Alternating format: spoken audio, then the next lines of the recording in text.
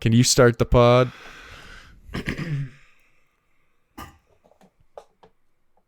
How do we start it? Hey everyone, welcome back to Screen Share, a movie podcast about. Yeah. There you go. You're all slack, you fucking moron!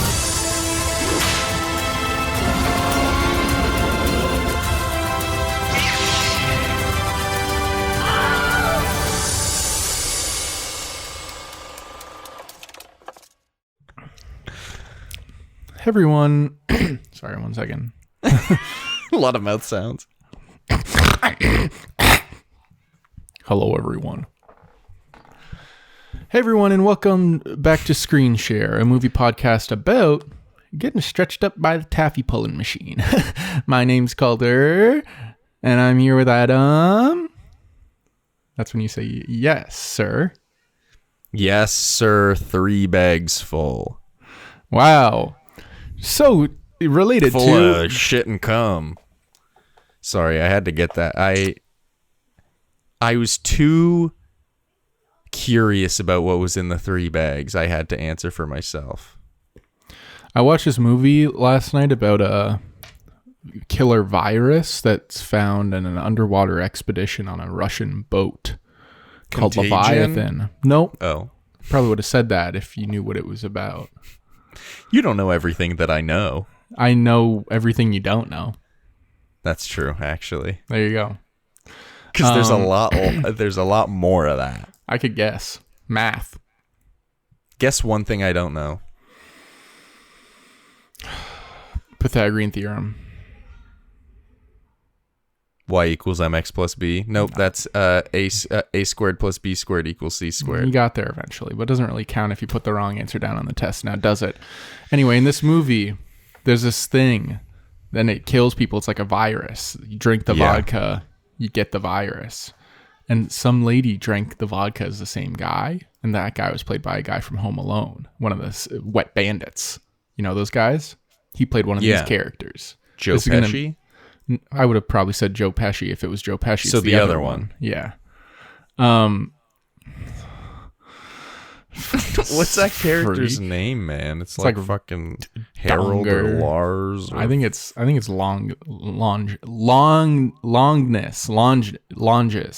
I can't say that name. I don't know what that name is, but there's a name that kind of sounds like that. Anyway, so this girl saw what happened to him when he had the virus, where he turned into like a big goop of flesh, and then she just fucking killed herself. She didn't even die from the virus. It was kind of wild. She was just like, she's like so disgusted that she killed herself. She's like, I might get it, so I'm just gonna slit these wrists and call it a day. I'll be honest, I kind of like have similar mental urges anytime you and I hang out. Well, good thing we're doing this over digital, huh? Yeah. This episode is via Discord because not enough time in this life. Well, and also September, man. Everyone knows about September. Wake me up when it ends. Am I right? Wake me up. Okay, what's the other September song? You really think I can sing well enough to get us copyrighted?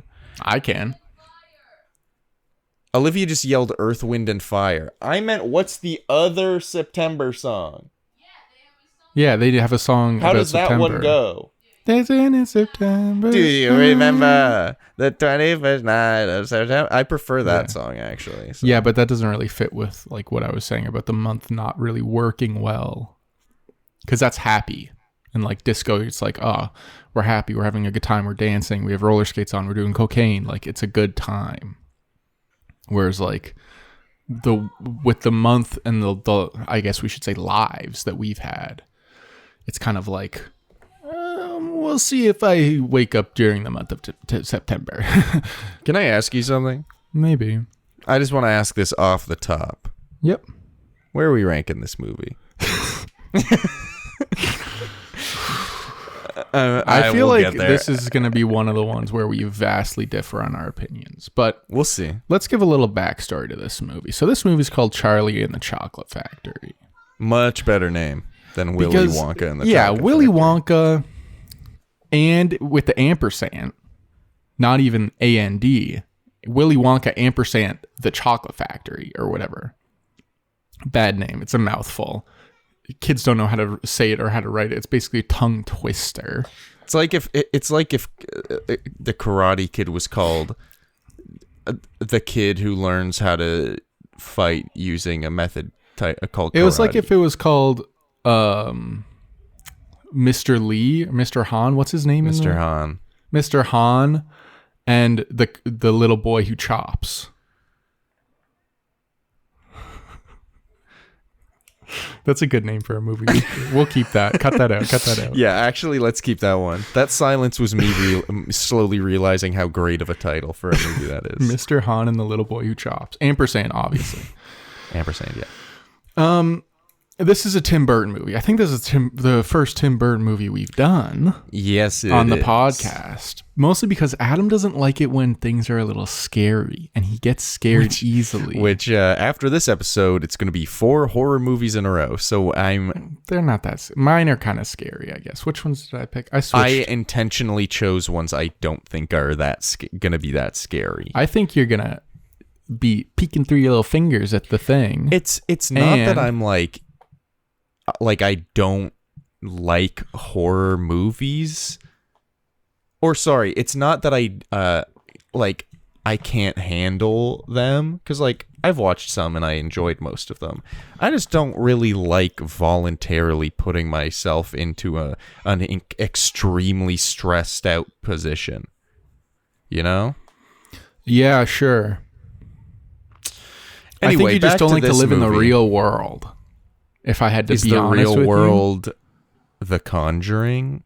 The real world's shit's flying across my room, and I don't know what the fuck's going on, man. I gotta call this priest over, and he's got to tell me what's going on. I watched this movie called The Pope's Exorcist. You hear about this one? Russell No. Crowe. Remember when we saw yeah, Russell Crowe? actually. Yeah. It's we watched him wild. in the film Unhinged, which Yeah. I must say the film was exactly that. We did a podcast on that on the now defunct Called-cast. Yeah, and it was never Feed. uploaded anywhere, I don't think, right? No, I think I uploaded it somewhere. Yeah, I well, don't not remember. anymore. I don't fucking care either. Hey, look at that. Not since Anyway. you wiped your existence from the internet. As he's talking on a podcast. So this movie is much more faithful to the Roald Dahl book with the visuals. Can you hear these kids outside? Should I close this window? Yeah, I can. Maybe Well, maybe close the they're just in window. the chocolate factory. Yeah, pretend that's Augustus Gloop. I really like chocolate. No. No vamping? You're just going to go with silence as I do No. Well, no, I thought about it and then decided to do an Augustus Gloop impression, and then the impression was so bad Yeah. that I wanted to cry, so I stopped. Maybe you should have cried. We need more clicks. So the visuals are much more true to the real life Charlie and the Chocolate Factory book and the plot, because the original one isn't really all that much about the book. It like takes the book and uses that as a bit of a jumping off point. It uses the world and the characters, but not necessarily the vibe And the plot. Because as we talked, it's like a lot about like the effect of the golden ticket on the world. And then there's like the shit at the end. You know, this one really makes a feast out of the kids in the chocolate factory. Yeah, most of the movie is in the chocolate factory. It felt like half, maybe a third of the movie was in the chocolate factory in the first one. Yeah. So let's start off about just general opinions about the movie, because I know this one is probably a hard sell for you. Number one, Why? I think you're not a big Tim Burton guy. I don't think you lock into his aesthetic. That's not your thing. You weren't buying shirts at Hot Topic. Oh, I've bought a lot of shirts at Hot Topic. Mostly Pop Funkos at Hot Topic, actually, now that I think about it. See, exactly. And it's mostly those Pop Funkos, and you're like, oh, they have the hot one in stock today. I'm going to get the hot one. No. And then I had to sleep in a room with all those fuckers. Psychotic, man. They're It looking is down at kind me. of creepy. There's literally wake like up. 79 beady-eyed, no-mouth figures just staring at you. And their while you eyes all sleep. glowed red in the dark. And it's like crazy. I think I might have one that glows in the dark. Dude, imagine though. That'd be sick. That would be And they were all awesome. in the box too. You're a freak. Anyway. Sorry for being rude. No, it's okay. They're not gonna I just didn't want increase in dust on them. value. No, it's yeah, but I took them out of the box. It's not like I was like, and they're not even sealed, truly. So it's not like I was trying to keep value. I know they're Is that why you put the garbage. wax seals on all of them? I want to move on from this topic, honestly. This guy doesn't like talking about his collections because he knows that people are trying to steal them. I'll talk about my actual collection. I'm not. I've been kind of out of my Funko phase for a while. Thank God. Yeah. Yeah. And now, is how far away is the Willy Wonka 2005 like not action figure, but you know what I mean, like that Obi-Wan behind you? When is that coming in? Your life-size Willy Wonka. There's probably been. Your life-size Willy Wonka, is that coming in soon? I don't get the life-size figures. Those are thousands of dollars. Your life-size Willy Wonka animatronic kind of looks like Freddy Fazbear. Johnny Depp. Yeah. Creepy, smoothed over face. Put it right next to your Josh Hutcherson from Hunger Games #1. Obviously, only #1. I thought you were going to say Josh Hutcherson from Future Man. Is that show he was in? Or Five Nights at Freddy's. I guess. Five Nights Dude, at I saw a Freddy's. video. There were a bunch of people on TikTok making videos taking a clip of Matt Pat watching the trailer for Five Nights at Freddy's and like pausing throughout it and being really sad on this live stream because they like Why? never contacted him about having a cameo or something. Oh my God. Because he's been so big for the fandom. And then he was like, but I understand, you know, I'm not upset about it. I'll still watch it. I'm still excited for the fandom. I'm just like a little bit bummed out. Anyway, let's watch. And then he watched it, and like 5 seconds later, they showed a cameo of another content creator within the Five Nights at Freddy's like community. Like in the trailer, they showed a cameo of him, and then he Nice. goes like what? and then he loses it. Anyway, I have no opinion on this. Maybe it's because all he does situation. is I just thought lie it was funny. about video games. Yeah, man. Lock him up. But that's just a theory. A Five Nights at Freddy's theory. That's what he says. That's classic. Matt Pat. That's his classic line. That's as classic as it gets. So There's here's that, my and then thoughts. there's the Iliad. So here's my thoughts on Charlie and the Chocolate Factory 2005. Mm-hmm. So I've seen the first Charlie and the Chocolate Factory like a couple times when I was a kid. But my Oma, for those of you who don't know what that means, grandmother, In Slovenian? Dutch. Ah, close. But Basically the same. she had this version of the movie on DVD at her house. So when my brother and I were like, I cannot handle being in a room of a bunch of adults talking, let's go downstairs. Once in a while, we would watch Charlie and the Chocolate Factory. And I like honestly watching this movie had a couple like feelings and memories flash back Like in my nostalgia? head. Yeah, where I was like, I remembered Augustus Gloop in this movie and thinking and like kind of being scared by him. Because as I wrote in my notes, he's a bit of a feral hog in this movie. It's good. And then I also, this didn't click until the very end of the movie when Mike TV walks out of the He's all chocolate factory stretched out. and he's like skinny and long, where I remembered, like I had a sudden feeling of like, I really liked that as a kid. Like I thought that was really cool and funny. Anyway, but there were also parts of this movie I did not remember at all. So that Was it a very lot of the interesting. Willy Wonka backstory? Because I feel like No, that I slips remember through the memory some of the Willy crack. Wonka backstory. I didn't remember a lot of like the different in the chocolate factory stuff. And like a lot of like I can get did into not it. remember. Yeah, we can get into it. Mm-hmm. But overall thoughts, general thoughts. Let me just read my overall thoughts actually that I wrote at the end. Okay. I wrote, this movie is weird as fuck and kind of horrible at times, but there's something charmingly sweet about it. I'd recast Willie though, no cap. Is it because it's Johnny Depp? No. It's just because I truly went, because he doesn't look, sound, or have any resemblance to Johnny Depp at all in my mind in this film. I know, but that's what I feel like. Johnny Depp's like really fucking good in this movie, and I don't say that a lot about Johnny Depp performances. Sure, I think he's like a little too, I don't know, much Horny. I don't know. It just felt like he was going for like this creepy, awkward guy, but it came across as like, I want to fuck it. I want to like punch this guy in the head. Oh, so you just found him annoying? Yeah, but not in like a, oh man, this guy's annoying me. More in like a,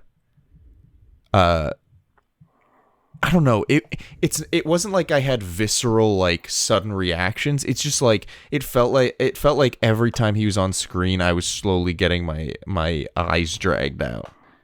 Interesting. Actually, mostly my ears, I guess.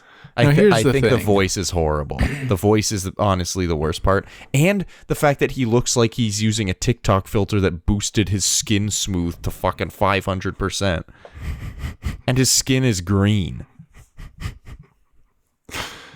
Now here's the thing. That's what makes it so great. Is that he's so annoying and so like psychotic and like so weird and like strange and like looks so unhuman. Like the weird haircut, the skin. I don't know. Here's what I'll say. I did have a feeling while watching it where I was like, I am not like, this is really like put me in a weird mental space right now. But I could also kind of feel like, dude, if I watched this like 8 more times within the next year, I could see myself really loving this. Because it's like, I think it's partially because I hadn't seen either of these movies very much, especially recently. But like maybe I saw each like 2 times as a kid. So like I didn't really have much memory with them. And I'm watching them pretty close together and like actively comparing them. That I think like I've always seen the original Willy Wonka as like the story. Yeah. So it's like a bit weird going into this one. You kind of have to like accept the fact that it is a completely different vibe and that you're not going into this like whimsical, fantastical, like mysterious world. You are like going on this story to like see if the other people involved are gonna be okay. like when the like fucking weird like animatronic puppet show with the creepy ass song and then happens it catches on fire and shit. And then like Willy Wonka's like, meh, good morning, Star Child, or whatever the fuck he says. Good morning. Whatever, yeah. I think he says Star Child. And the captions, the subtitles had that in quotes, as if he was like saying a quote, but then he didn't quote anyone. So I was like confused if that's from something. I think, don't they quote things when it's singing or like sing-songy? I'm pretty sure that's just caption syntax. But I like made a mental note when he then goes, "Come on in, guys," and then they walk in and they're like kind of walking around and like over burning shit And then these big gray industrial doors close on them with a big like, and I was like, in my mind, I just saw a newspaper headline that was like, and they were never seen from again. It's a lot And it's more just like- threatening. I'll say that for sure. Even though I feel like Yeah. in the other one, it's a lot like, is Gene Wilder? That's his name, right? I'm not operating at 100% right now. It's okay. He's like a lot more angry, but this one Yeah. feels more threatening. Like even but with the it things, also feels like I don't know if like Willy Wonka in this one is a bad guy, which is part of what makes it more threatening. Is like, is he like, because I like how the kids and parents are also asking the same questions, where they're like, the Oompa Loompas have songs that they're singing with our names in them. Like, is this they a planned plan thing? this? Did you know this was going to happen? And he's like, no, they're just really good at improvising. Yeah. But he's like saying it in a way that I'm like, and then he's like, did "Give me a he word." plan this? And then Mike TV's like, "Toothbrush." He's like, "Toothbrush makes my teeth fresh or whatever." And then he like does a little rhyme. Well, no. Violet says bubblegum. Well, And then he's like, he's like, he says something like, bubblegum is really bad. Bubblegum makes me sad. See? Or so, I forget what it is, but it's something like that. But I don't know. He does like kind of have this weird cadence of like threatening in a creepy. It's like when someone's too sociable or happy, or when something someone's like like that, too and you're excited like, to see you, and you're like, "Oh, he's gonna kill me." yeah. Like every time I visit, you're like, man, I need this guy out of my house immediately. He's creepy and gonna kill me. People usually say I'm like hyped up all the time. I love the thing with Mike TV where he calls him a mumbler. That's just fucking incredible. Especially the last scene right before Mike TV turns into a Slender Man. Yeah. How he's just talking and he's like, that doesn't even make any sense because waves are different than particles, blah, blah, blah. And then Willy Wonka just turns around and goes, mumbler. Hillary and I do that don't to know. each other all the time. I like that. We'll just call each other mumblers. Because it's just like insane to be like talking to a kid and be like, well, you shouldn't mumble. But the kid's talking perfectly normal. He's just like gaslighting these children. Yeah, you mumble a lot. What? What are you talking about? See, there it was again. It's just like, oh. Can I ask you a question? And you got to give me your full-blown honest answer. Yeah. 2006 Oscars. Yep. Actor in a leading role. The winner's Philip Seymour Hoffman for Capote. Nominees are also Terrence Howard for Hustle and Flow, Heath Ledger for Brokeback Mountain, Joaquin Phoenix for Walk the Line, and David Strathairn for Good Night and Good Luck. Johnny Depp should clean that category up, right? I won't agree. I haven't seen most of those You've seen any of Brokeback? those movies. I haven't seen any of those movies. I kind of want to do Brokeback on the pod, honestly. Maybe we'll do a Heath month. Ah, shit, but we've already done 10 Things I Hate About You. Whatever. Well, we can do The Dark Knight, your fucking favorite movie. You're like, oh my god, I'm like so like the Joker, man. Anyway, get the hell out of here. Literally. Here's the thing. I've realized I kind of need to learn to like let things go and not like have to defend myself against things that are obviously jokes. But this is a podcast that might be heard by people who don't know. You're And wearing the sometimes I feel makeup the right need to- now. Stop trying to lie.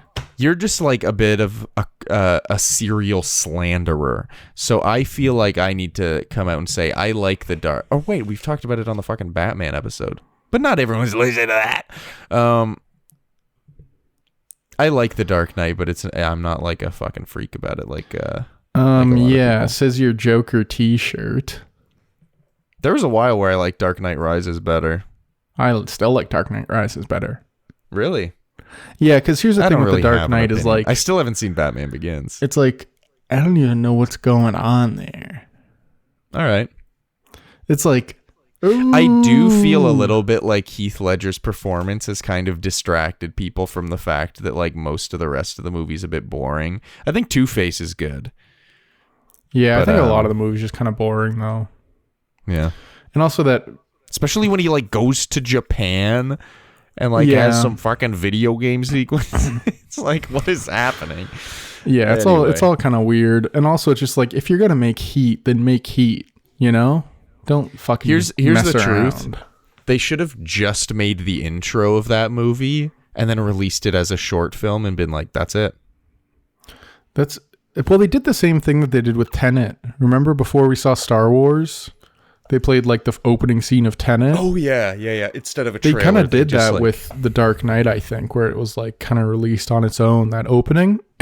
Or they like, I don't know. We're not doing an episode on this, so I haven't really done research in it. But they've like made that to like prove like, oh, we could do this. And also, it was all shot on IMAX, so all the voiceovers kind of like not matched with when they're talking because they can't record audio on set when they're recording with IMAX cameras in 2008.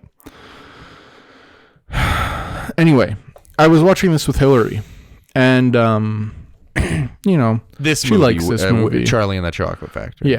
Yeah, she doesn't like The Dark Knight. She says it's like for boys, or like, You want to take a sip of water?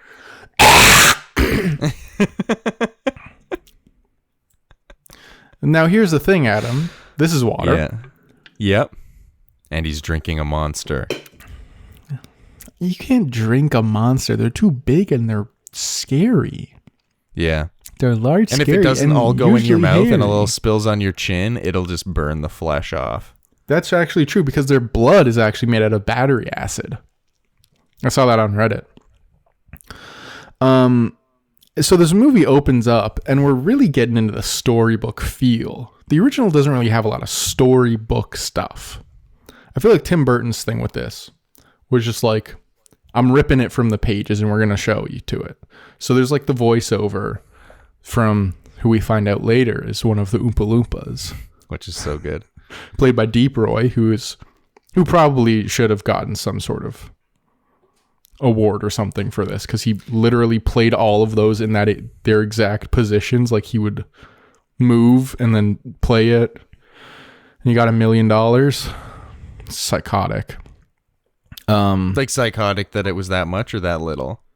That much? No, well, like not that he got paid that much. He probably should have gotten paid more, but like that was his job, where it's like, stand here, do the dance, stand here, do the exact same dance, but a little different because they all have like a little bit of personality. Also, let me, since we're talking about Deep Roy, do you know what this man has also done?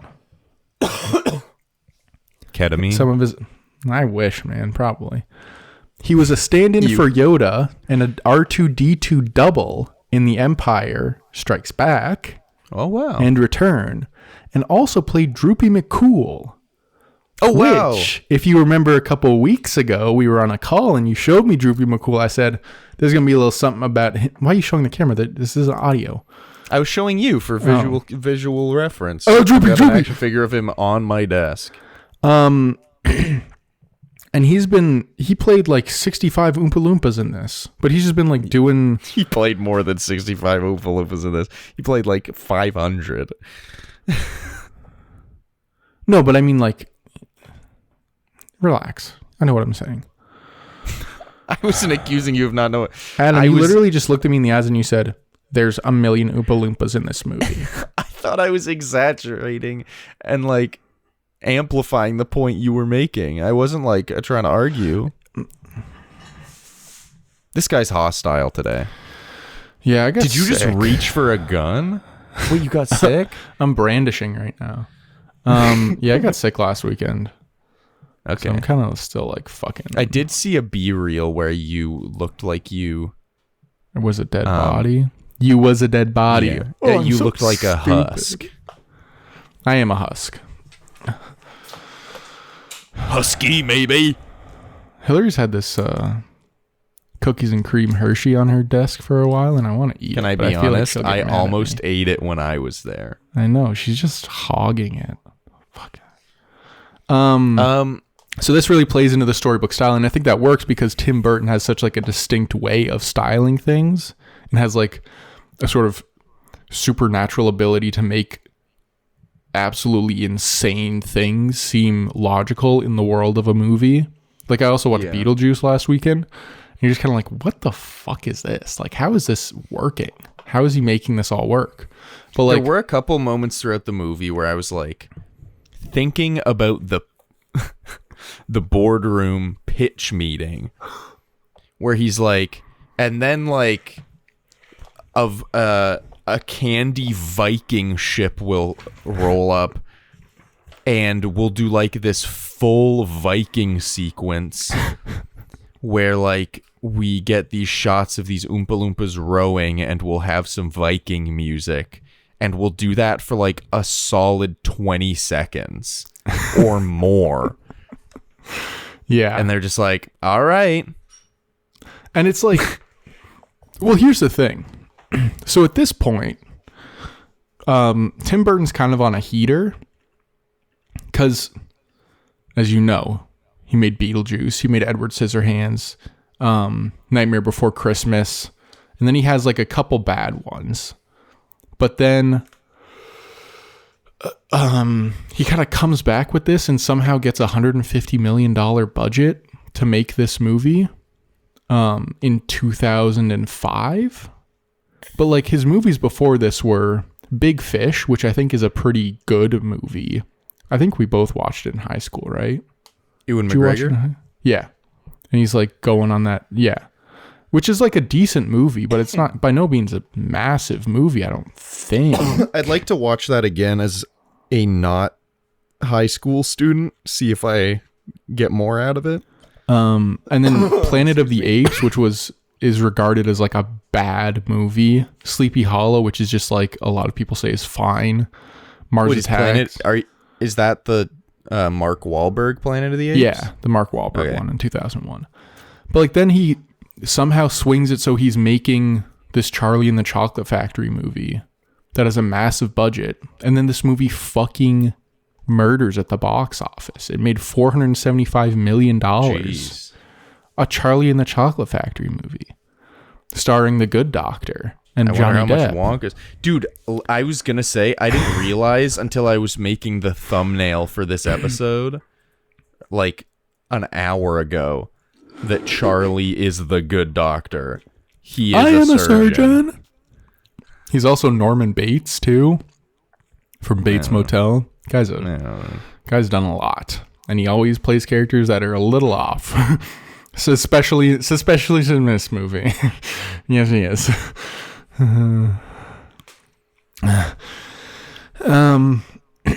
So I give you nothing there. Yeah. I didn't even smile. Yeah, no, it's I'm okay. Yeah, it's cool. I kind of let you drown. I'm sorry. Yeah, you do it. It's fine.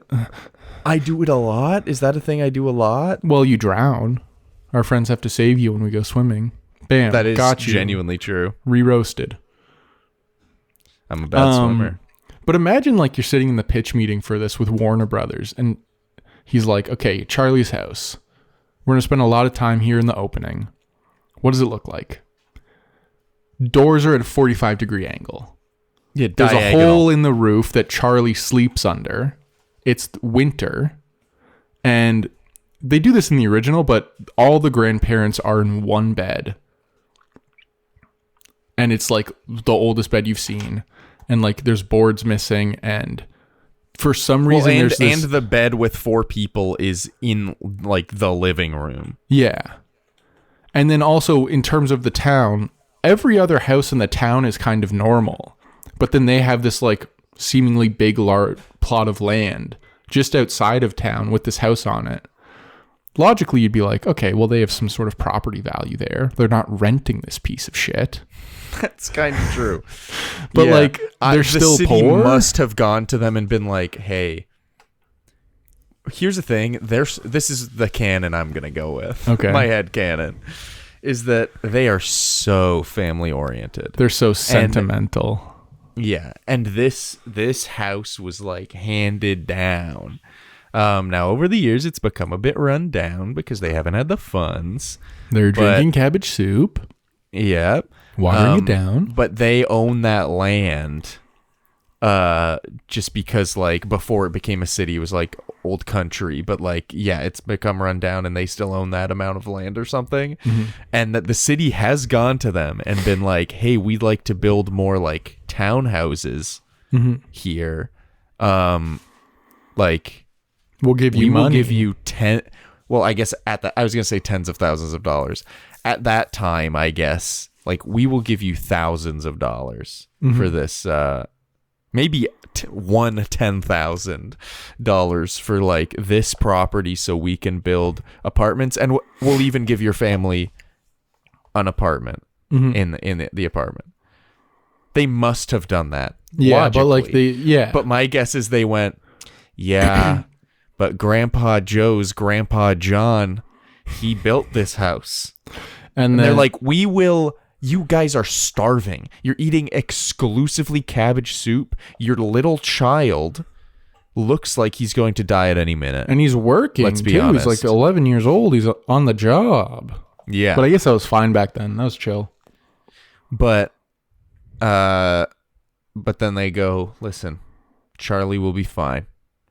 Our 4 dying relatives, they will be fine. Which, by the way, their average age, you know when they say, like, we're a 384.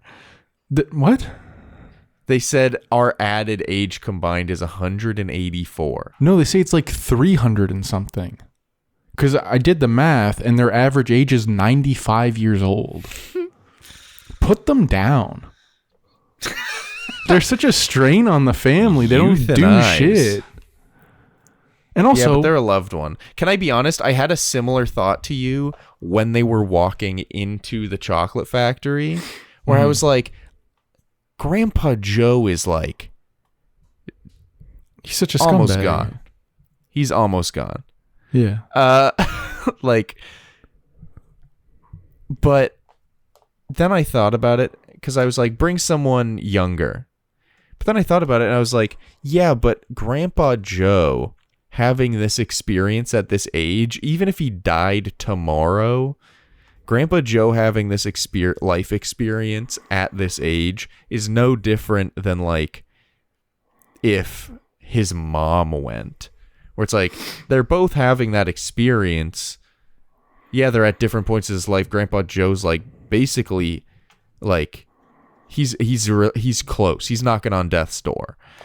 But, like, it's still the same life experience. And it means more to Grandpa Joe. So, like, it makes sense. So I was also kind of on the line of, like, leave him at home.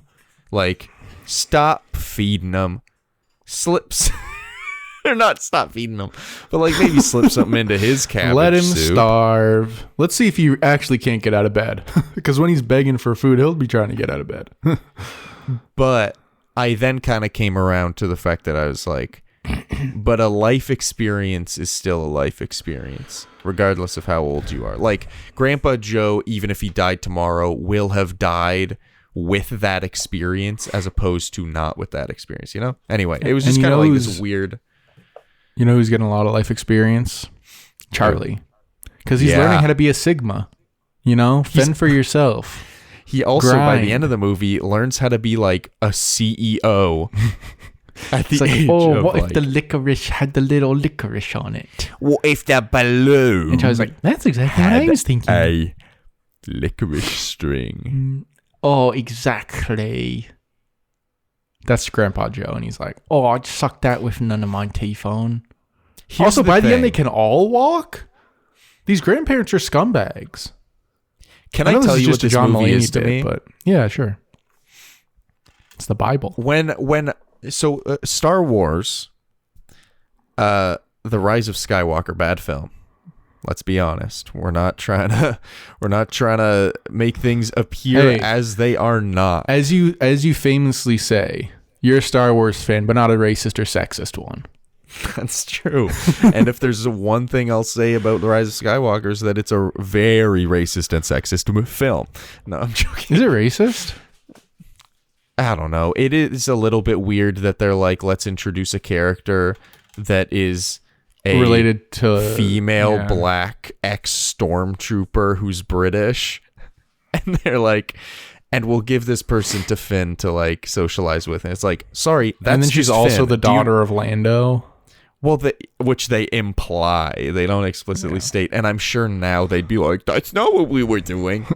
Let's be honest. We're just like, I could be your dad. That doesn't mean that he they're could literally be her dad. ending the film. They're ending the film and like starting to wind down. And they're like, also, let's throw this in there. They're going to go on an adventure. I don't know. It's just very strange. They just don't know how to write black characters, I think. That's my thought. You know what franchise does? Or at least J.J. Abrams doesn't. Is who? Fast and Furious. Yeah. I don't actually know if that's true. At least better. I know Tyrese gets a little annoying sometimes. He's always trying to do something. He's always doing something while everyone else is talking. He's always, being like, what are we doing? And the other guys are like, shut up. And he's like, I don't want to do it. And they're like, shut up. And he's like, I what's just going don't on? think J.J. Abrams, and this is a broad statement, and it is not researched. But I think J.J. Abrams doesn't know how to write black characters or women characters. I'm kind of feeling that. We're watching Lost, and he was like pretty involved in Lost. But like, Well, he created it. yeah. We're like almost on the first season, and it feels like it's losing some steam. And there's a lot of stuff where it's kind of like, what the fuck's going on here? And also like, I don't know, there's just some weird stuff going on that I'm not a huge fan of. And it feels like it's just like the J.J. Abrams blind spot where it's like, once we get past like the meet cutes in the beginning and like, oh, what's this? And what's this? And like, how's this going to happen? He is really good at the meet cute. Yeah. Why does J.J. Abrams not make a romantic comedy? It's not Below You, My Brother. Felicity You'd was like crush it. kind of like that, which was his haven't other seen show. But then I think that one was a dream the whole time because he didn't know how to end it. Like everything he ends is like bad.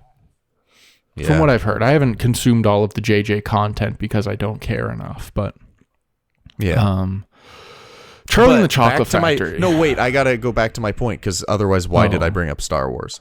Because you're a psycho. So, The Rise of Skywalker is bad. Originally, it was going to be Colin Trevorrow, who famed wrote and director. directed it.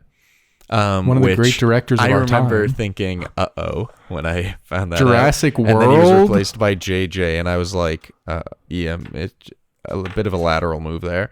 What's that other movie he made that was dog shit? I don't know. Jurassic World 2? No, it was like fucking Henry Fly or something. Oh. Eddie the Eagle? No, he did not make Eddie the Eagle, I promise. I caught that on cable at the end. Oh, The Book of Henry. Apparently that movie is dog. I just farted when I said dog. You know what movie I've only seen a little bit but looked pretty rad? The Book of Eli with Denzel Washington. Oh, I heard about that. I'm not sure if it's good or not, but the I'm part sure I it's watched pretty when I was a good. kid I thought was cool. I think he directed it or something. Anyway. Dude, a Denzel month would go hard. Let's be honest. Yeah, we could do that next year. We'll talk about it later. But my point is, Colin Trevorrow was originally to do episode 9, and his script, or his like early draft, leaked like a year or two after The Rise of Skywalker came out. And I didn't read the whole thing, but I watched a couple videos summarizing it and reading excerpts. And it would have sucked. Here's the truth. Like a lot of the aspects of the movie, it would have been ass. But like hearing it and just like hearing the concepts and being like, oh, that's a cool concept. But then thinking about it and being like, I don't know if it would like be actually great. That's what it feels like watching this film a little bit. Where it's like, it feels like I'm watching a lot of really cool concepts that I like and think are cool and interesting. But then when I'm looking at my screen and consuming it, I'm like, I don't know. It's just not, I like all of this, but it's not really piecing together. That's a little bit how I feel. Okay, I understand how you're feeling. That might have been the longest winded point on this podcast's history thus far. Yeah, I thought you got lost halfway through that. I didn't To know be how you were fair, gonna I tie think it we back both in. forgot what I was talking about for a little bit. I just kind of sat back and I was like, okay, he's going into the leaked Colin Trevorrow Star Wars script. Maybe he's got a way to get out of this. Well, it's things like one of them was that General Hux was going to commit seppuku with Mace Windu's lightsaber because they would have established that he's like a collector of antique mystical items. That's why he has it. And like you hear that and that you see there was a concept art for that shot of him like doing it. And you see that and you're like, that's so cool. And then you're like, okay, but in a movie, like why, how does it even actually look cool? Is it weird? Does it feel out of place? Now, here's the thing. I completely disagree with you because I think this is That's okay. a quite interesting way that he's somehow found some sort of thing to tie these weird and strange things together in this Charlie and the Chocolate Factory movie, not the Colin Trevorrow script. Because there's so much shit where you're like, oh, it's the part where he goes to the Oompa Loompa land. I don't know what it's called, but Oompa Loompa land. He literally called it Loompa Land. He goes to Loompa land and he meets them. And then he's like, I can give you cocoa and pay you in cocoa to come work for me. And like, his dad's a dentist. And then Charlie runs away. But then his dad literally moves the townhouse out of the row of townhouses into a field far away. Where it's just like, he tells Charlie he's not going to be here anymore. And then the house is literally not there anymore. I guess one thing you definitely have to do in this movie is kind of just accept that not everything is going to make sense. And just to take in what you're seeing and not necessarily the realism of it. Well, yeah, because that's like kind of the Tim Burton thing where it's like, and this isn't one of his best movies, I don't think. I think Beetlejuice is probably his best movie. A lot of people would say like Edward Scissorhands also. But the way he's like crafted this thing where it feels kind of dreamlike and silly, but like still kind of works and is like, to me, pretty funny. Like I find this movie quite funny. There's a lot of things I laugh at because Johnny Depp, I think it's like one of his best performances because he's not Johnny Depp. Anytime he's Johnny Depp, like in the Pirates movies, or even before he started doing this like weird drunk sailor thing in every movie, like, or I guess that's just kind of who he is, but like Mordecai. But like, I think he's just, Olivia likes Mordecai. I could tell by that look. She likes Mordecai. No, she was just walking by. She did not react. She to likes saying Mordecai. She's like, oh, I love Mordecai. She's like, give me that mustache any day of the week. I'll tickle that stash. Yeah. I just think like he's really effective as like this weird creep.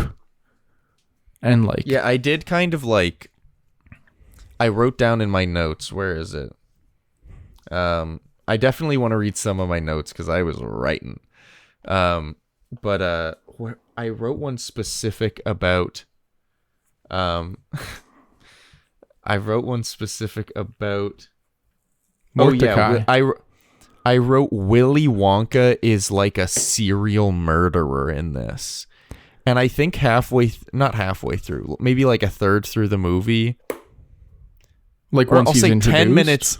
10 minutes into like having seen Willy Wonka for the first time.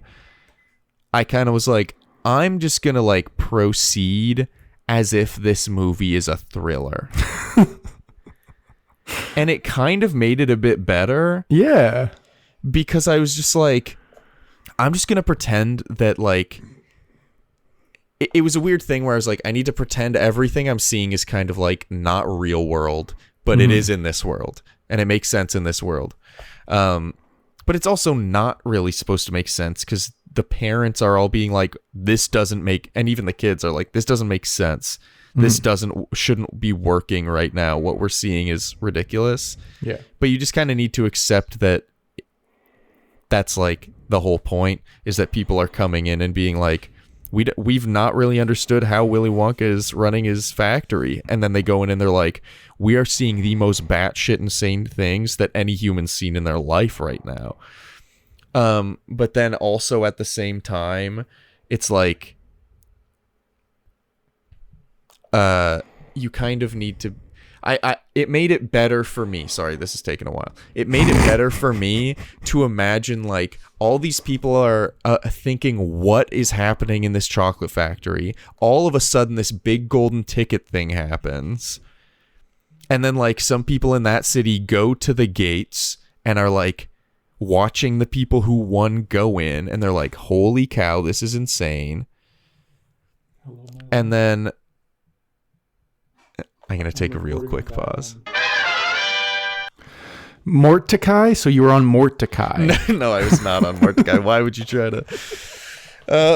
But yeah, then they're gathered at this gate. They watch these kids and parents go in after this. And like in the distance, you see this weird animatronic clown show happen. So you're thinking of like the perspective of the people beyond the gates, from behind the gates.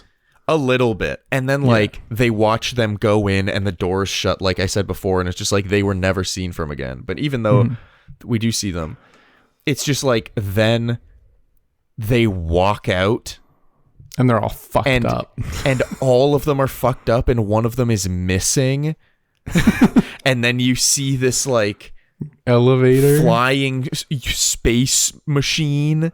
Yeah. And it's just like I'm seeing it as like they and then also the perspective of the people going in, the parents like go into the chocolate factory and then they're like, dude, this guy might actually like be clinically insane. He's been cooped up in this chocolate factory for years and we're coming in, he is acting bizarre and he's like being creepy and these kids are being picked off. There's something going on here.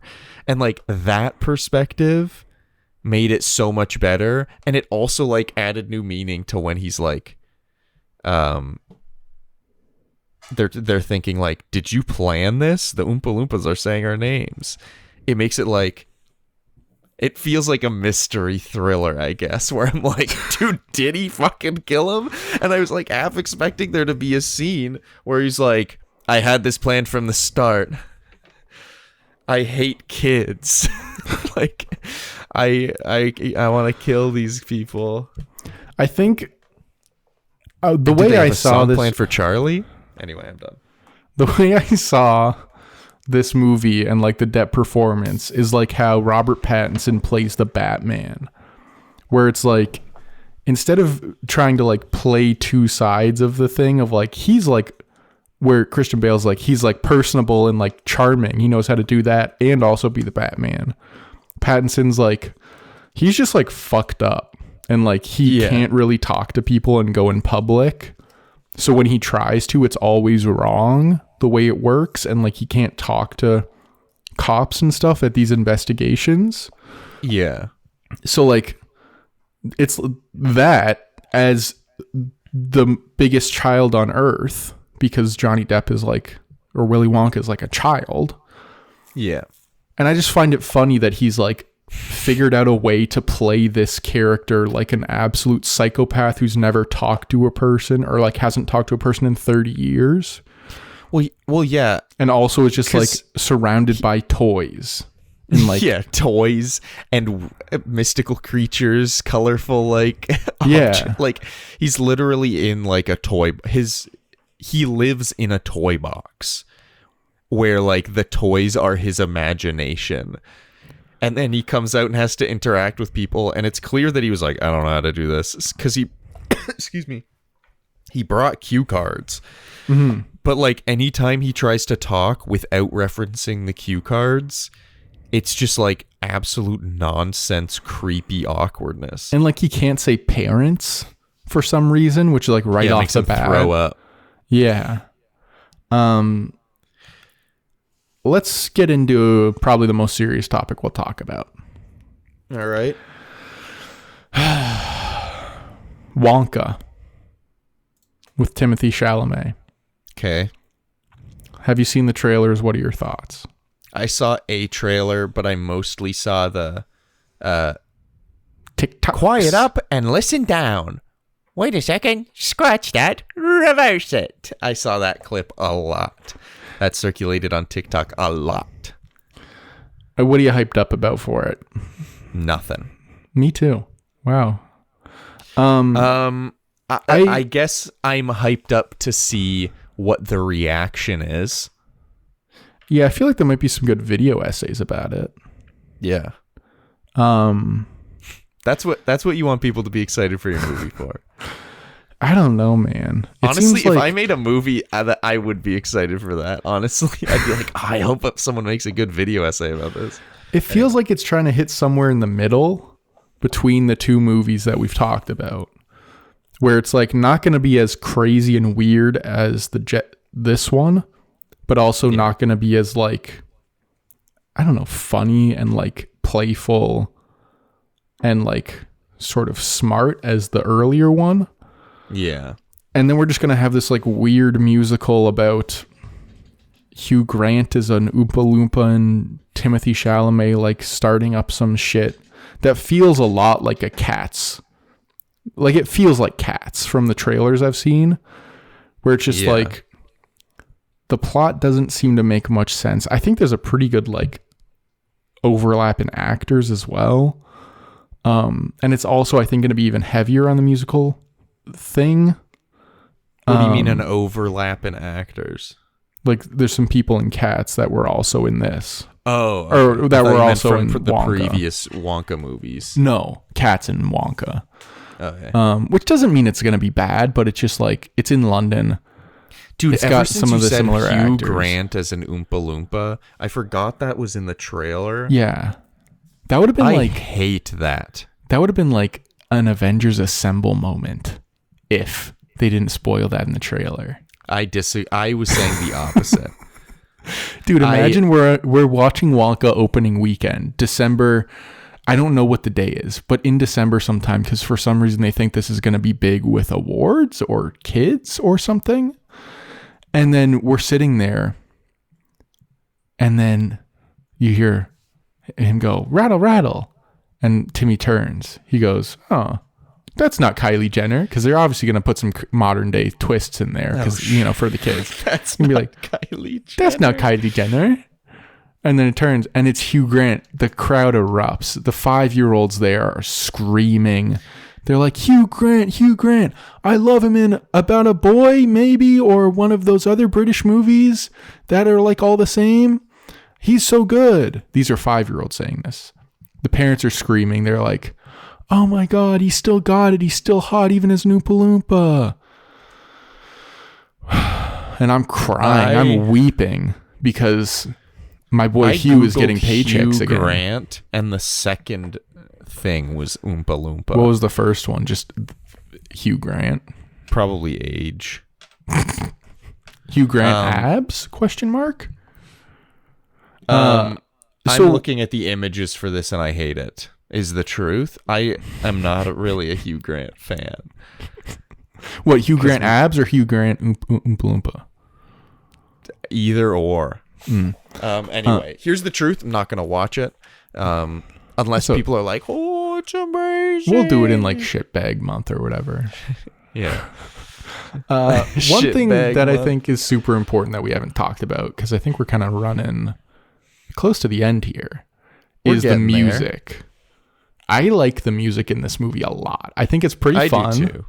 And I think it's the one place where you can like easily say it's better than the original. There's a couple songs in the original that like are good, and like Oompa Loompa songs in the original are garbage. Yeah, and they are bangers in this one. Like there's the one where it's like, in a world of pure imagination. That's a good one from the original. But these songs like fit in the movie. They're like funny. They are different styles. When Violet Beauregard blew up into a blueberry and then the Oompa Loompas burst in with some techno electronica thing, I think I just wrote that it was rad. Yeah, because it's rad. All the music in this is rad. Augustus Gloop. Like, that's just insane. And it's like even like the soundtracks and stuff. They're all done by Yeah. Danny Elfman, who has done a lot of the Burton music. Like he did that Oh, yeah. original Batman score. He was in a band called Oingo Boingo. So he's like pulling from that. I've heard of Oingo Boingo. Yeah.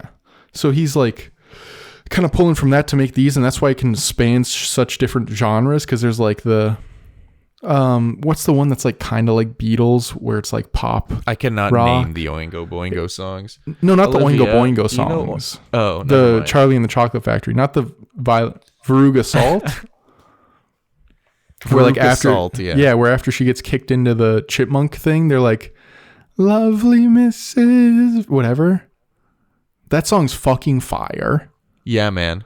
The Mike TV one is fire. Mm-hmm. I don't think know. I the think, Violet Beauregard one is fire. and I also think the Augustus Gloop one's fire. Here's the thing.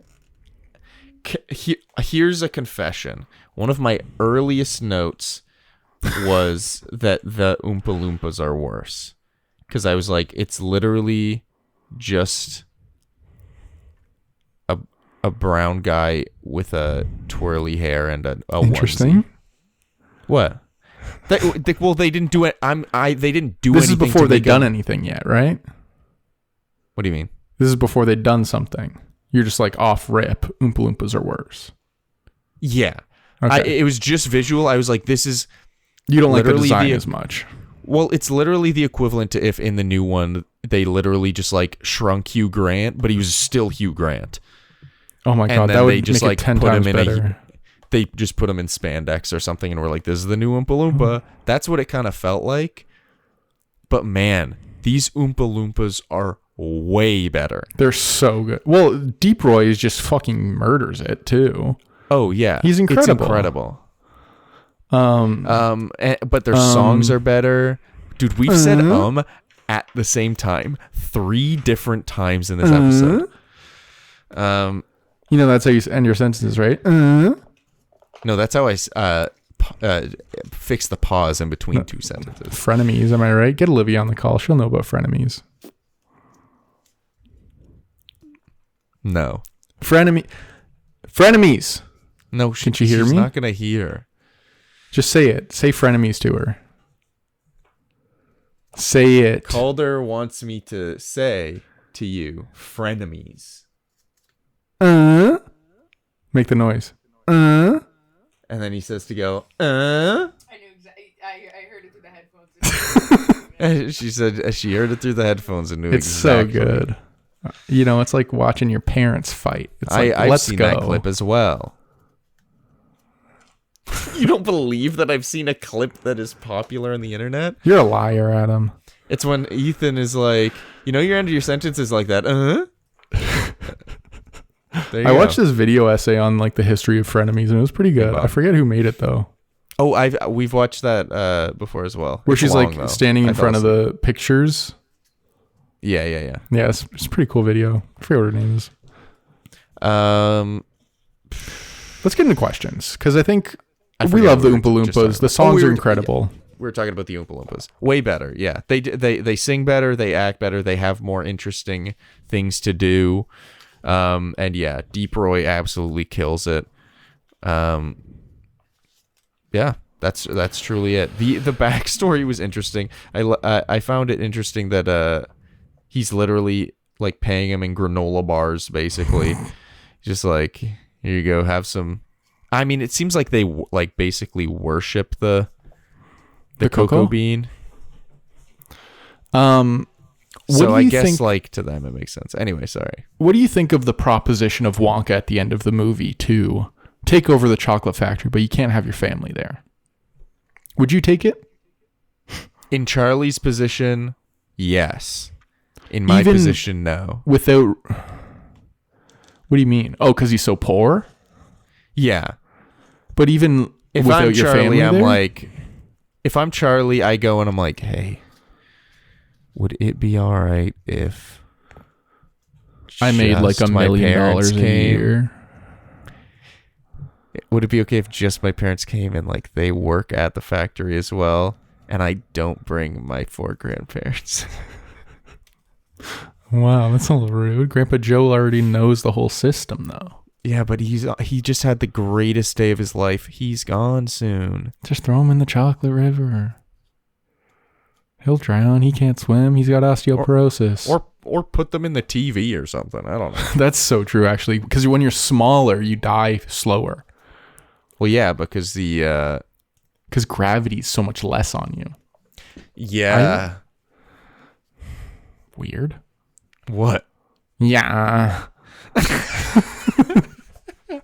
Can I be honest? I knew that's what you were reacting to. I just wanted you to do it, and I'm glad you did. I think I'd probably take it if I was Charlie, because, I got a sweet tooth. And, I love having a bunch of different rooms where you could just kind of do anything you want there. That is a crazy opportunity. That's like if I got offered a job that paid well right now, I'd be like, yeah. Can I be honest, though? Bit of a dick move by Willy Wonka to offer him that, and then Charlie be like, oh, well, can my family I'd come actually too? prefer to come or to stay with my poor family. And for Willy Wonka to be like, oh, well, bye then. And just leaves them to keep being really poor. It's like, dude, give them something. He won. Give him something. But I guess it's because he just like truly doesn't understand why someone would care about family. Well, and because his dad was such a fucker about the candy. Willie's eating fucking chocolate. I do nougat kind of out like of the fire. I do kind of like that they didn't show us like some realization moment where the dad was like, oh, now I understand that I was being too hard on my son. But they just like were like, he was harsh and very like strict and whatever, and a kind of a bad dad. And then he left. And then when he came back into Willie's life, all of a sudden he's like, I'm a good dad now, and I care about you, and I love you. Mm-hmm. And it like, but to me, it doesn't feel sudden, because I'm just like, well, yeah, he's probably like changed his mind over the years because he's missed his son and realized where he went wrong. Did you? And I kind of like that they did that. I love at the end during that scene where you see the camera through the back of his throat, out of his mouth, is looking at his dad. That's insane. Yeah, that's good. But also like the fact that he identifies Willie based on his teeth. It's like I don't know how that works. Is that like, I guess, dental records? Is that something that they do on CSI? Well, I think it's more like he probably gave Willie so many like dental exams. Or gave that fucker bad braces. Yeah, I like the scene where that kind of like messed with me too, because I'm like, I bet Willie doesn't even need those braces or that headgear right now, but his dad is just so like about like. I like when Willie runs away and then he goes to like the flag museum or something, and then he's walking past all the flags, and the guy's like, sorry, we're closed. You got to get out of here. Because you're like, oh, he's traveling the world. Out. He spent one night out on the town, and then he was like, I want to go home. In that night, his dad pulled the house from the strip of townhouses and moved it. Yeah. What a crazy man that is. And Christopher Lee, like, come on. Yeah. Best song. Which of the 3 Oompa Loompa songs do you like? Because those are really the only songs in the movie. There's 4. Oh, I guess 4. Yeah, sorry. I can't really count that well because on account of the counting part being difficult. I'd have to watch them again. Can I just rank them? I guess you don't have to watch them again if you rank them? No, I'm saying I'd have to watch them again to know for sure. And then a separate thought was, can I rank them? Yeah, sure. I'm just asking Instead a of just question, saying man. a I'm just here to ask the questions, man. Don't get but mad at me. I'm just asking questions. Question I'm just asking questions, man. I'd say the worst one to me is honestly the Mike TV one. It's still good, but I think mostly just don't remember it at all. And It's then the least Augustus memorable. Gloop, I think. Yeah. And then Second, just based on like gut feeling, I would put second. What's her name? Veruca Salt or Veruca Violet Salt. Beauregard? Veruca Salt I'd put second, and I'd put Violet's number one. Something about those Oompa Loompas coming out in like black leather and sunglasses, and it's like disco. What is going on? That's good. I loved it. And then Veruca Salt's was really good. It was like, it felt kind of like grand and theatrical. Anyway.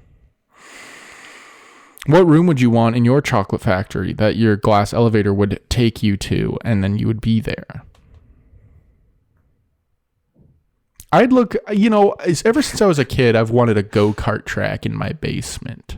That would be awesome. I don't know what the sort of like viability of that is. Because I got an idea that would be very prices. Wonka, dude. Because of housing prices. It's a go-kart track, but the wheels are marshmallows. And then at the end of the race, he takes them off and they're perfectly roasted. And he has something where he's like, the best way to roast the marshmallows is to have them do 3 laps around my go-kart track. I'm the only chocolate factory to have a go-kart track. Okay. Are you auditioning right now? No, I could send your tape to impression. someone. I know a guy. I know the Wonka guy. I could send your tape to him. I don't know. Can I be honest when you ask the question? Do you want to know my immediate gut thought? Star Wars. No. Oh, shit. Poop room. You're such a fucking freak. But then I was like, what does that have to do with candy? And then I was like, oh, that's basically just the chocolate river, let's be honest. So mine would probably be like, he doesn't really do chips. He does kind of entirely candy, right? Yeah, pretty much. He's more of a sweets person than a savory person. Got any hot takes on the whole Depp versus Heard situation? You don't No have to answer that, I'm comment. just lying. This is what I'll say. I think that my opinion has changed. And I have talked to Olivia about how I'm nervous that I might have tweeted about it right after the verdict. And I need to go onto my Twitter and make sure that I didn't say Maybe you should anything do that before you has release this. aged Then. poorly. Why? So people don't go check my X account? Fuck you, Elon. Okay, there you go. I don't actually care. I don't really care about Twitter at all. Do you have a favorite Tim Burton movie? Probably Nightmare Before Christmas, I guess. Do you like that one? I don't think I've ever seen that one because it's like fake. Dude, that's one of the ones that you literally can't even say that to. It's pictures, my brother. Yeah, I guess it all is pictures and it's the end of the day. I like Beetlejuice a lot. For a second. Michael Keaton gives a similarly like outstanding performance of a psychopath in that, in a like different way, but like it's a great performance. Kind of like the Depp performance is like pretty great, even though like I think there's some problems with it. But I think like he plays the role really well, you know? Yeah. Michael Keaton is just fucking wild as Beetlejuice. He's great. One of the best performances. Probably better than him playing Batman, if I'm being honest, because as Batman, he's kind of, he's fucking make it to my head. Oh. I also like Batman Returns and Batman. That's another one that I like of him. You're Big on your Fish. Colin Trevorrow secret script point right now. Now, here's the thing with the original Fast X script. See, now Justin... Adam Driver. Yeah. Where are you slotting that big hunk of meat in here? I mean, let's get something out of the way. Okay. I'd love Get to it see out of his the way. take on Willy Wonka. I would too. But I don't know if That he's being got it said- like Timmy or Johnny does. I think he could do something interesting. I'd love to see it. Mm-hmm. But I feel like that's too obvious. Interesting. Well, no, not it's too obvious, like it's too obvious to pick. More just like that's obvious, so like let's pick other ones. Okay. So my immediate next thought is Mike TV's dad.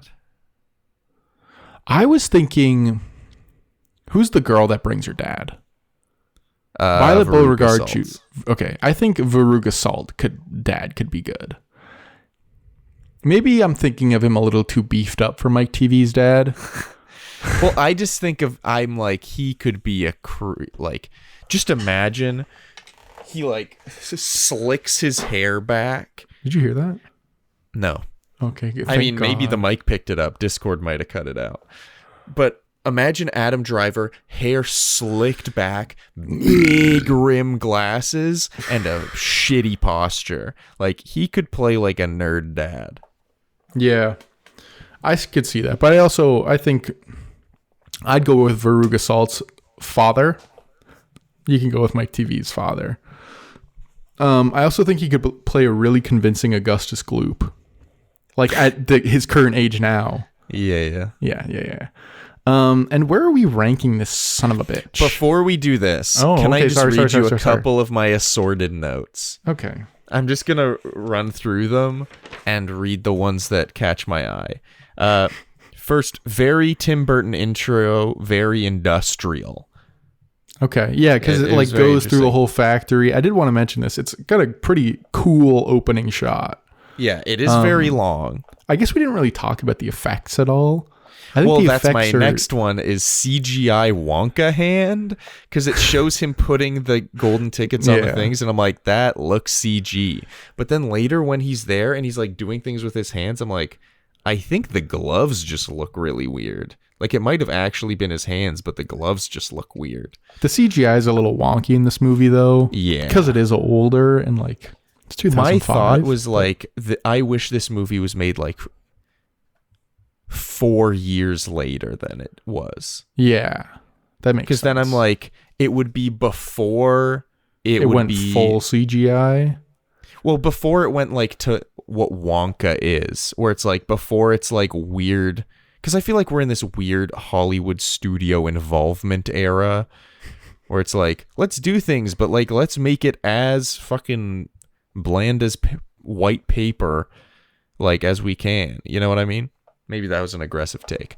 But it would have been before all of that, but it would have been after CG kind of like got past the like, it looks bad, and it got to the like, I know it's CG, but like it looks pretty good. Because like, what was Iron Man 2008? Mm-hmm. So like, yeah, this comes It's out like- 2008, 2009, all the same people, everything. Tim Burton is there. Like, I think it would be like really good. Adam Driver's Augustus. Yeah. Because he was that age then. I'm not sure about that, but like closer. Anyway, but I do like that he puts each of the tickets into the bars himself. So it's like Willy Wonka individually chose technically who would be there. Charlie is obsessed with Willy Wonka, but Grandpa Joe has never told him that he worked closely with him. Like, what? Like, Charlie literally built a toothpaste cap factory and Willy Wonka. And Grandpa Joe's like, oh, by the way, I worked with him. Charlie's like, what? It's like... Also, what do you so think dumb. about the machines taking Charlie's dad's job? Kind of I thought it was reminds interesting. of I us, did like us that he's of like- today. I did kind of like that he's like... It went from a human being has to put these caps on, actually, to this is a 2019 Robot Audi arm. factory arm. Yeah. So I thought that was funny. One of my notes was poop cum shot, and that's because they talk about how Willy Wonka built a palace for like an Indian prince, which is just Out of never brought up chocolate. again. They literally just told that story for fun, basically. Yeah. That's 'Cause funny they though. tell I like that, that. and then they go meanwhile, and then never mention it again. But I said poop cum shot because it melts and it's landing on their faces, and I thought that was funny. I love that that he's like, well, you better start eating now. Like, for some reason, he thinks a man is going to eat this much chocolate. Yeah. And also the guy thinks that chocolate cannot melt. Like they're just horrible communication what I found between the two of interesting them. was they established that Willy Wonka had made a chocolate bar that never melts. I think it's ice and cream then that they never show- melts. Oh.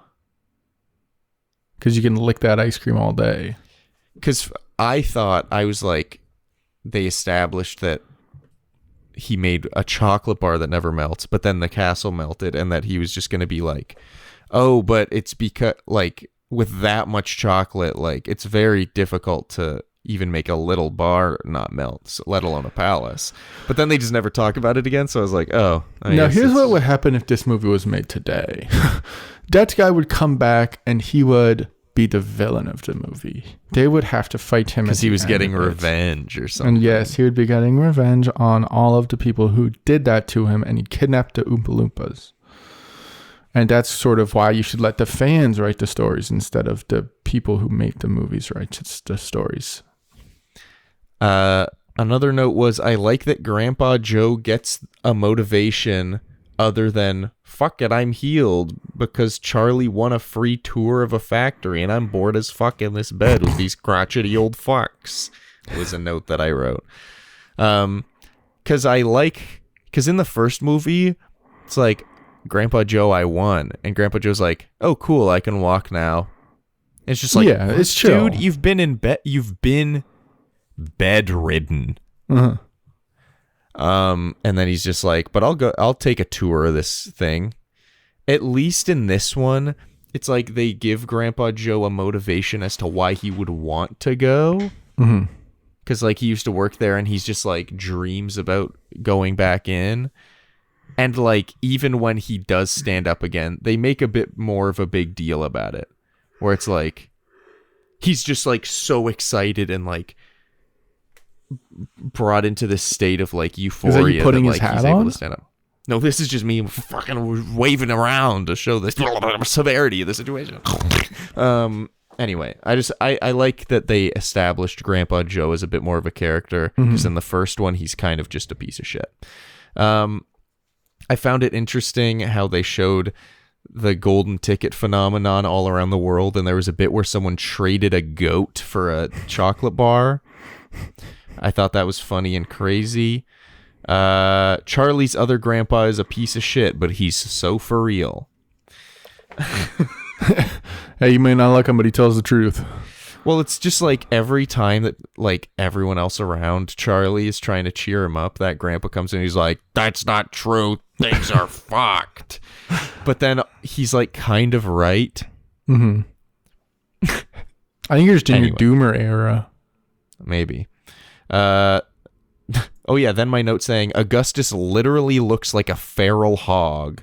And that's because in his first scene where he's on the TV, he's like eating his chocolate bar and looking around, and his eyes are not focused on anything.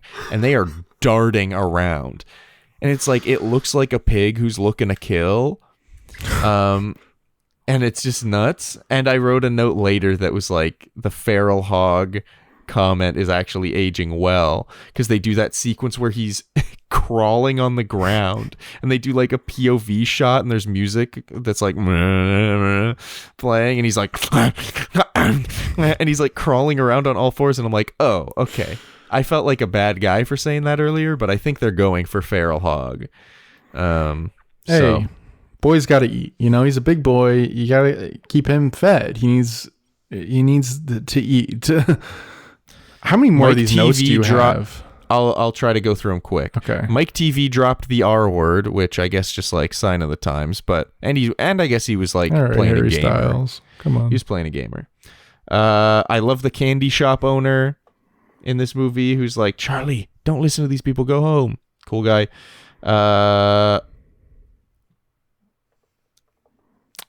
Love this part too. Sorry, I love Mike TV's dad. I just like him. I like how Grandpa Joe looks at Charlie like Willie has lost his fucking mind since I worked here. When the doors open, he looks at him. He's like, that was weird, man. I don't know what's going on. Also, Willie hasn't aged a day, nor has Grandpa Joe. Yeah, the Grandpa Joe one, I was like, he looks the same, even though he looked like, yeah, very strange. He was 95 20 years ago, and he's still 95. What did you think of when Augustus gets sucked up into the big thing? His mom turns to Willy Wonka and says, "Call the fire brigade." What do you mean? What did I think? What were your thoughts when that line is said? What do you think? I What's going thought, through your mind? oh, relatable. Getting stuck in a tube. Yeah. I can't go on these fucking child slides anymore. I get stuck right in there, and then I'm a freak stuck in a children's tube. There you go. All right, we're almost through these, I promise. Feet dangling at the bottom, head dangling out the top, kids stomping on my eyebrows, trying to make me go down the slide. There's crying, a lot of casual laughing at me. animal abuse in this movie. But like they also kind of like address it in a way that's like, did you know they trained all those squirrels? what? Those are real squirrels that they trained. Dude, the fact that this would have gone unsaid.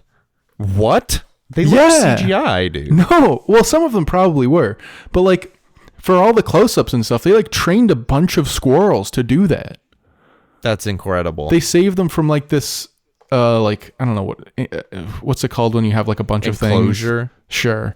They like got them from there, trained them how to crack nuts and shit, and then they just like actually filmed it with squirrels. That's awesome. I had no idea. I assumed it was all CG the whole time.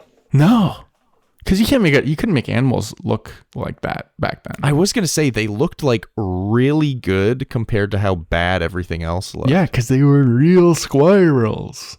That's pretty good. And so crazy that they pin a child down to the ground and then throw her down a garbage chute. I love it.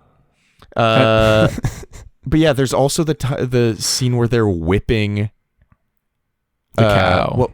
Whipped cream. Yeah, they're whipping a cow, and it's like rah, rah, and there's like 5 Oompa Loompas that just whipping it over and over, and like Charlie's just like whipped cream with a big smile on his face, just like, are you not disturbed by that, my guy? And then later they do a thing, where they're shaving cotton candy off of sheep, and Willy Wonka's like, I'd rather not talk about this one, basically. And then Charlie's like, or like, it seems like they're implying that Willy Wonka's like a bit ashamed that like he has an industrial farm that's like not ethical. That's just shaving these sheep and then tossing them. All right, man. I was like, this is weird. That they're like addressing that this is kind of animal abuse, but also being very casual about it. Anyway, it was interesting. There's an Oompa Loompa covered in hair. He's just hair. Well, yeah, because he ate the hair thing. Yeah. But I This love that. whole squirrel sequence was great. The song. Oh yeah, this song about Veruca is just is just about how the Oompa Loompas want to toss stinky shit on Veruca. It's literally them being like, and we're going to toss this stinky ass steak. We're going to toss this garbage on her. This And it's big gonna fish cover her. who's She's got gonna a be stinky. head and a tail and nothing in between. Yeah, and they're like, and it is stinky. Just like the Yeah. girl we just threw down there. Yeah, she's a little fucking stinker. And look, her dad goes down too. Yeah. I love how one squirrel kicks off a grown man and pushes him into a hole. Yeah. It's like when you're watching wrestling and then like and someone like hits someone and you're like, he flew way too far back for that to be the actual impact. But it's like, well, here's the thing, these guys are doing it for real, and they're like, I have it on public transit sometimes. You know how buses have obviously the bars to hold on to, but sometimes they have like little loops. Yeah. So some of the buses in my area have little loops, but they're like little leather straps. Probably not leather. But they're like dangling down, and there have been times where like I'll stand up from a seat and I'll feel it touch my head, and my instinct is to like jerk my head down because I'm just like, I feel something. My instinct is to like jerk away from it. I feel like if I'm standing at the edge of a hole and a squirrel runs full throttle at me and like attempts to push me forward, that's probably enough for me to be like, what's going on, and lose my balance. That's it's also interesting that they get thrown in the pit of the nut squirrels when he has a bunch of people doing nuts for him in the real world. It's like they've mirrored in some way. Oh, so it's like the workers fought back. Yeah, but the workers are squirrels. All right. Or something along these lines. Also, I like how in this one, instead of just like finding the ticket, the worker in the nut factory tries to hide it and then gets caught. Yeah, I like that too. Yeah. I like that too. Because I talked about that in the podcast for the other one where I was like, I don't like that this girl's just like, yay, I found this thing that everybody in the world wants for you, but I'm exclusively excited because I get an extra $1. I found one of the rarest things in the world. There's only 5 of them. Yeah. Yeah. Because, like, for a sec, I was like, dude, why is she hiding it? They're going to find out and she's going to get fired. But then I was like, of course they're, like, either she goes because, like, who cares if you have your shitty nut-cracking job if you can go to Willy Wonka's chocolate factory, or she could sell it and then just not have to work. Mm-hmm. Well, Charlie was only getting like $500. So. Okay, but he said, though, he was like, someone offered me $500. I bet we could get more. Because there's probably someone else like Veruca's dad who would be willing to just buy it. Yeah, who was it in this one? Was it like a Russian in this one? Yeah, the first one was like someone from like South America, right? I thought it was someone from like the Middle East. I don't know. I don't remember. I thought it was like weird. a Pablo Escobar type character. It might have been. But yeah, I did notice that in this one specifically, they were like, it's a Russian person. Yeah. And I was like, of course it is. I got no more notes to talk about. Okay, thank God. Okay, now let's rank it. Yeah. So, gut reaction, are you putting this above or below the last one? Above, Willy Wonka I and the think. Chocolate Factory? I think there are a part of me wants to put the other one above just because of Gene Wilder, really, is the only thing. But I think I do like more things in this one. I think that's where I land. I think the Gene Wilder Wonka is probably better. Like if I was ranking the Wonkas sight unseen to the Timmy Chalamet one, it's probably Gene Wilder, then Johnny, then Timmy. 1, 2, 3. But I think this movie is just a little more interesting and a little more entertaining and a little like, it's also got more modern pacing because the first one feels very slow. Like when we were watching especially the Oompa Loompa songs. Yeah. So when like, you have songs in your film, they have to. It be has good. high potential to just like really slow the movie down and make it a slog. Somehow in this one, they do not. And I think that movie's longer. That movie's like a pretty tight hour 40, I think. Yeah. This one's longer than that, and it feels they faster. add a lot more backstory stuff. Yeah, it does feel faster. So like, that's why I kind of like this one more, to be honest. Do you like it better than the Batman? I think no. So you want to put it right above Willy Wonka and the Chocolate Factory? Yeah. I think the Batman has a more cohesive vision of like what it wants to be. And I also think it's like a little more interesting, I guess. Okay. And I Do you also like- like, I'm sorry. sorry. No, you Sorry. keep going. No, I was the one who what about interrupted. you? You could go. I'm the one who interrupted. You could though. go. But hey, out of the I kindness could of my go, heart, but you will you should go. You could go, and I'll go. We'll go at the same time. 3, 2, 1. So I I think- was gonna ask you if you're. It would. I was hoping that we'd both just talk for like a solid 20 seconds. Yeah, I didn't really have anything to say though, so you can go. Wait, what were you gonna say? I though? don't know anymore. You've ruined my life, and I'm sorry. this is the last episode. I was gonna, because here's the thing: you might not want to put it above the Batman, but you might want to put it above other things, and then we got to find some weird middle ground. Is there anything above the Batman that you would put Willy Wonka and the Chocolate Factory above? I mean, I'd put it above like 10 Things I Hate About You.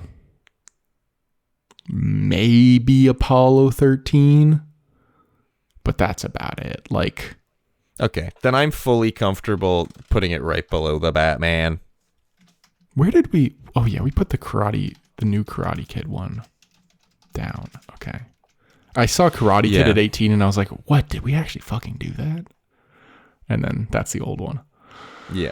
So of this month, we'll just, go over the ranking for this month, I guess. It went That's old a good Karate idea, Kid, then modern Charlie and the Chocolate Factory, then Willy Wonka and the Chocolate Factory, and then Karate Kid 2010, which is at 34.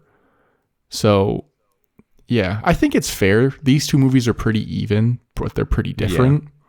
Those two movies are very much the similar. same, but one is a lot better than the other. Yeah. So I think it makes sense. And I think this was an interesting experiment. Maybe we'll do this in a year. I said it then, and I'm going to say it again. Karate Kid feels like 2010 with Jaden Smith feels so low just because like something about that movie just There's has a my lot brain. of nostalgia about that, especially for us because we like that movie was for us. Yeah. Which was I'll for also add, boys in the 2010s who were 10 years old. Yeah. And like I will say, and we talked about this a little bit before recording this podcast, but that episode of the pod has like, for how recent it is, has been listened to quite a few times. Yes, and most of them are not me, actually. Yeah. Usually I just I've only leave this listened shit to it on while I'm once. sleeping. Defrauding Actually, our I listened to it advertisers. twice. But yeah, it's kind of interesting that so many people like also feel connected to that Karate Kid movie, even though it's like I would be interested to know if people like rewatching it now would genuinely like it. Because I was going in expecting to like it and was a bit disappointed. This one I was going in to expecting to not like it, and then I kind of did. Nice. I think it's got one of those things like where we kind of fell where it's like, oh, it's like kind of, well, actually no, because I was thinking about it in terms of the Disney movies where it's like people our age watch like High School Musical still sometimes. Yeah. And you're kind of like, oh, that's kind of like fucking weird. Sorry to any of our friends who do that, but like, it's kind of fucking weird.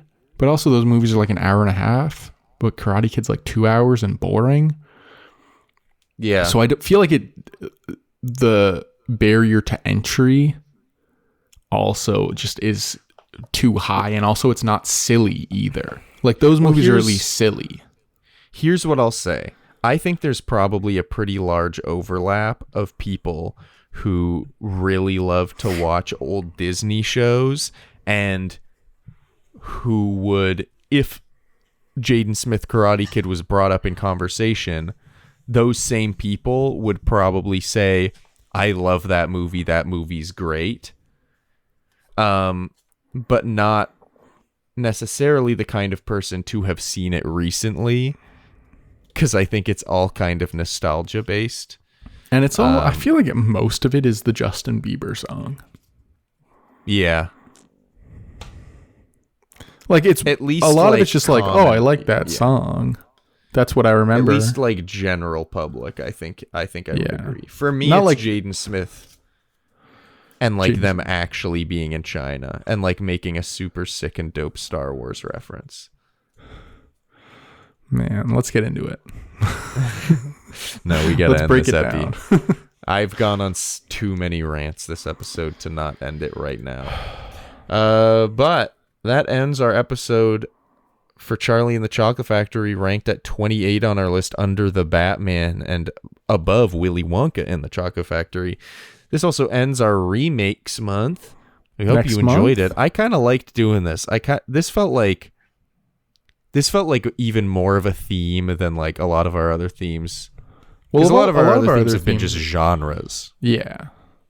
This felt like it was like an interesting experiment, and I'd love to do more stuff like this, is what I'm saying. Well, guess what we're doing next month? Not this. So next month is horror month. And on the docket for that, we have got... I have not technically locked mine in yet. Well, you should probably do that. Do you want me to just not say this and then you fill it in later? Or do I'll you want say to the just one lock it in? that is locked in for sure. Okay. Actually, no. I'm just gonna keep tentative. Keep mine locked in. Tentative. Keep mine locked in. All right. I don't know what the fuck that That even makes means. no fucking sense. Tentative. I've tentatively kept mine locked in, Here, lock that in. Lock it in. but just for a little bit. We'll see. Tentatively. So That we've might got- change. Adam's kicking off horror month with Alien. Then I've got Never seen it. Really want to. Then I've got The Thing. Two kind of similar movies, to be honest. Then Get Out is Adam's, and then I've got Seven, which are pretty different movies. Wait, Have you're you doing seen- 7? Yeah, I switched it to Seven. Interesting. I'm excited. I've never seen it. Okay, it's not a full spooker, but I think it could get you at some point. Honestly, I'm now really excited for this month. I won't lie. I think it'll be good. So we'll see if Adam tentatively changes all of his movies or whatever. The only thing I'm thinking about is a part of me is wondering if I should do a different movie than Get Out, and then we just do a Jordan Peele month at some point. Jordan Peele month might be fun, so we'll see. Because then we could do Get Out, Us, Nope, and Keanu. We could also wait till his fourth one comes out and do that one. Nah. Let's Like do the Keanu. AD month. I don't want to do Keanu. Anyway, it's so no that's the only interest. thing. Get Out might be next month, maybe not, but Alien will for sure. Well, there you go. We've laughed, we've cried, we've taken a trip down to the fucking chocolate factory, man, and we've come man. out the other side, and we got sparkly white teeth. Teeth are clean. Having a nice turkey dinner, not talking business at the table, and having a good time doing it. And we found our family along the way, and we stretched some boys and made some girls blue. Well, thank you for listening to Screen Share, a movie podcast about movies and other things along the like. If you like this movie, follow. If you like the show, also follow.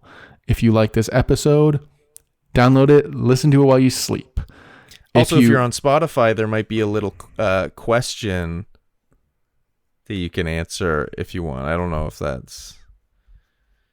It's probably just asking what you think of this movie. If you're on Spotify, leave us an answer to the question in the description and leave us a nice little rating in the stars. And if you're on the other services, I don't know how they work, but do whatever you think is right to do on those services. And we don't have the analytics for those services, but I'm sure they're not much better than the ones on Spotify.